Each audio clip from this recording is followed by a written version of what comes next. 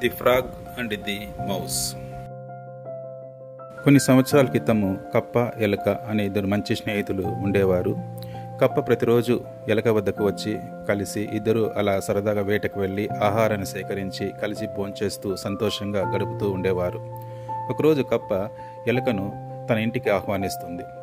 ఎలుక, నేను నీటిలో ఈదలేను కదా మిత్రమా, మీ ఇంటికి నేను ఎలా రాగలను అంటుంది. కప్ప, నువ్వేం భయపడకు, నా వీపు పైన ఎక్కి కూర్చో, నేను మా ఇంటికి నిన్ను తీసుకొని వెళ్తాను అని అంటుంది. ఎలుక సంతోషంతో కప్ప వీపు పైన కూర్చొని కప్పని గట్టిగా పట్టుకుంటుంది. కప్ప నీటిలో తన ప్రయాణాన్ని కొనసాగిస్తుంది. మార్గమధ్యంలో కప్పకు ఒక చెడు ఆలోచన వస్తుంది. ఈరోజు ఎలుకనే నేను ఎందుకు ఆహారంగా తీసుకొనకూడదు.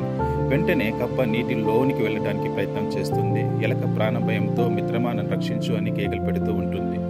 దీనంతటిని పైన ఎగురుతున్నటువంటి ఒక పెద్ద పక్షి గమనించి వెంటనే ఎలుక వైపుకు దూసుకొని వచ్చి ఎలుకను గట్టిగా తన 2 కాళ్ళతో పట్టుకుంటుంది. కప్ప, ఎలుక ఇద్దరూ కూడా ఈరోజు ఆ పక్షికి ఆహారం కాబోతుంటున్నారు.